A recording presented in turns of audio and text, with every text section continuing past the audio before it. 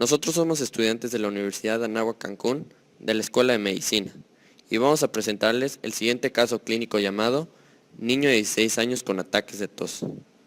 Nuestro equipo está conformado por Raciel Delgado Cázares, Juan Carlos Lezama de Garay, Luis Eduardo Navarrete Zarco y Joaquín Sánchez Cajún. Presentación del caso. Un joven de 16 años de edad había estado bien hasta aproximadamente 3 semanas antes de la presentación actual, cuando la tos y la congestión nasal desarrollada persistió sin fiebres o escalofríos. Tomó fexofenadina clorhidrato sin mejoría. 3 días antes de la presentación actual, se despertó por la noche con un ataque de tos severa asociado con emesis y dificultad para respirar. Durante el examen, el joven parecía estar sin ningún peligro. La temperatura era de 37 grados centígrados, la presión arterial de 152 sobre 87 milímetros de mercurio, el pulso de 107 latidos por minuto, la frecuencia respiratoria de 18 respiraciones por minuto y la saturación de oxígeno al 100% mientras respiraba aire ambiental. La mucosa de la orofaringe posterior tenía una apariencia de adoquines y la úvula era la línea media. No había edema amigdalina o exudada. La congestión nasal, la mucosa nasal pantanosa y derrames serosos detrás de ambos tímpanos fueron evidentes. Los pulmones estaban claros a la auscultación y el resto de la exploración fue normal. Se sospecha por posible diagnóstico de rinitis alérgica con síndrome de tos de la vía aérea superior o goteo nasal, y por ello se trató al prescribirse propionato de fluticasona en presentación aerosol nasal y benzonatato en 200 miligramos 3 veces al día. Al día siguiente, el paciente seguía tosiendo, pero fue capaz de asistir a la escuela. Esa misma noche, se despertó de su sueño con un episodio de tos severa que duró aproximadamente 10 minutos y se asoció con 2 episodios de vómito. Regresó a la sala de urgencias del hospital. Se informó que no hubo dolor en el pecho, fiebre, sudores nocturnos y pérdida de peso. En el examen parecía estar bien y no estaba tosiendo. La temperatura era de 36.8 grados centígrados, la presión arterial 151 sobre 87 milímetros de mercurio, el pulso de 93 latidos por minuto, la frecuencia respiratoria de 18 respiraciones por minuto y la saturación de oxígeno de 97% mientras respiraba aire ambiental. Congestión nasal leve y eritema de la faringe posterior estaban presentes y el resto de la exploración física fue normal. Una radiografía de tórax se informa normal. Se realizó un diagnóstico presuntivo de broncoespasmo, se administró una dosis de dexametasona y se recetó un inhalador de albuterol. Se refirió al paciente a un seguimiento con su pediatra. Durante los 2 próximos días, la tos persistió sin paroxismos. La noche antes de la presentación actual, el paciente tuvo 2 episodios de tos severa seguida de inspiraciones con sonidos de asfixia. Al día siguiente, el paciente asistió a la escuela. Se programó una cita con su pediatra en la consulta externa de ese hospital para ese mismo día. El paciente informó epistaxis durante sus episodios de tos. No tenía dolores de cabeza, dolor de pecho, falta de aire que no sea con tos, dolor abdominal, diarrea, estreñimiento o problemas de la audición. Tenía un historial de presión arterial sistólica elevada y un índice de masa corporal en percentil 94. Estaba completamente inmunizado con las vacunas infantiles, incluyendo 5 dosis de la tosferina difteria, tétanos acelular, 4 dosis de la vacuna contra el Haemophilus influenza tipo B, 3 dosis de la vacuna contra la hepatitis B y 2 dosis de la vacuna contra el sarampión, paperas y la rubiola, así como 2 dosis de la vacuna contra el meningococo y 1 dosis de la vacuna contra el virus del papiloma humano. El paciente no presentaba alergias a medicamentos. En los antecedentes del paciente, presentaba alcohol y tabaquismo recurrente. No era sexualmente activo. El padre tenía hipertensión. Su madre estaba recibiendo quimioterapia para el cáncer. Tenía tos seca, no productiva de duración aproximadamente de 4 semanas, que había comenzado antes de la aparición de los síntomas del paciente. Examen físico del paciente. En el examen, el paciente parecía estar bien.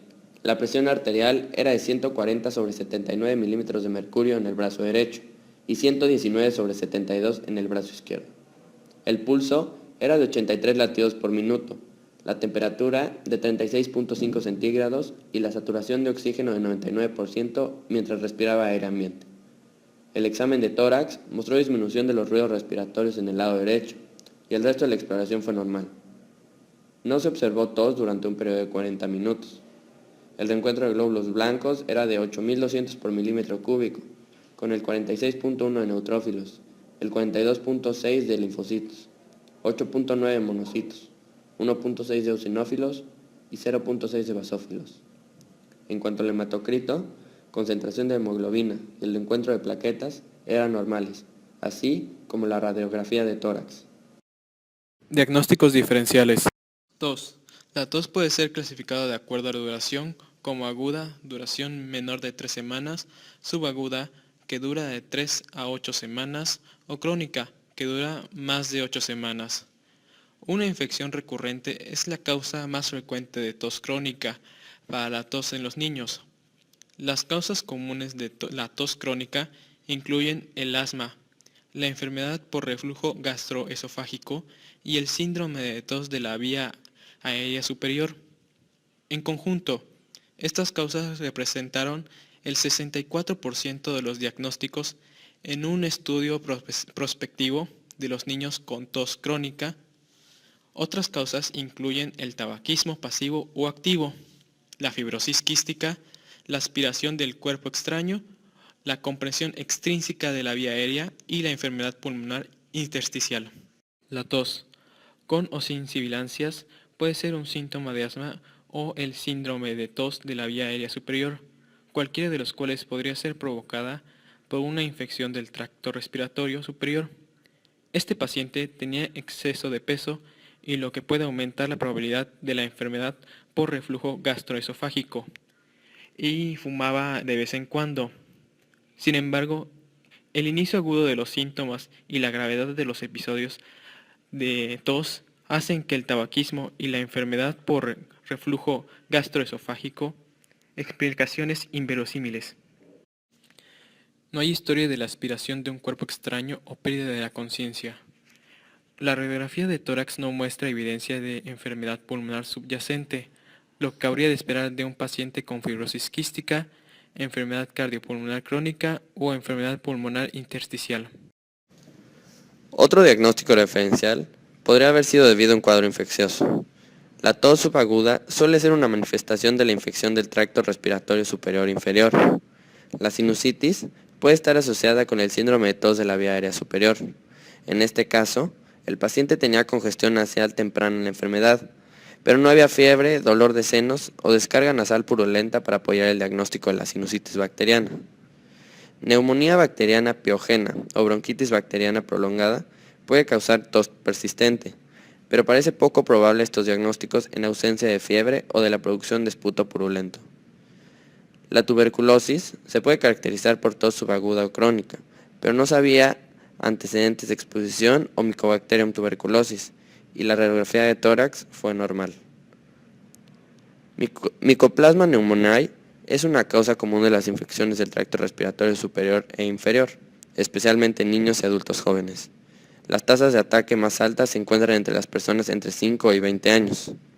El inicio de los síntomas suele ser gradual y se caracteriza por fiebre, dolor de cabeza, malestar general y tos que aumenta en intensidad a lo largo de varios días. Cuando la infección avanza a la bronquitis o a la neumonía, la tos puede ser severa y durar 2 semanas o más. Entonces, infección por Mycoplasma pneumoniae es una posibilidad en este caso, aunque la ausencia de fiebre sería algo inusual. Chlamydophila pneumoniae puede causar infecciones similares a las vías respiratorias superior e inferior, incluyendo un síndrome de neumonía típica, y también es una causa posible en este caso. Varias infecciones virales respiratorias están asociadas con la tos, que puede ser prolongada. Este paciente no había sido vacunado contra la gripe, que puede causar tos, con o sin neumonía franca. El adenovirus también causa una enfermedad respiratoria aguda, a menudo con coriza y dolor de garganta. Sin embargo, la fiebre es comúnmente asociada tanto con la influenza y adenovirus, y en este caso estuvo ausente. El rinovirus es probablemente la causa más común de infecciones de las vías aéreas superiores que están asociadas con la congestión nasal y el dolor de garganta. La tos a menudo se desarrolla después de la aparición de los síntomas nasales y persiste aún después de que estos hayan desaparecido. El virus sincitial respiratorio También es mejor conocido como una de las causas de la bronquiolitis en los bebés, pero también puede resultar en una infección del tracto respiratorio superior con tos en pacientes de todas las edades. En niños sanos y adultos jóvenes, los síntomas suelen ser leves. La tosferina. Se creyó que el diagnóstico más probable en este caso es la tosferina. El agente causal de la tosferina es la Bordetella pertussis, o comúnmente B. parapertussis.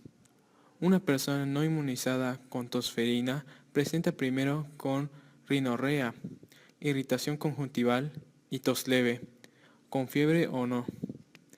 Después de 7 a 10 días, la fase catarral evoluciona a la fase paroxística y la tos se hace más frecuente y grave.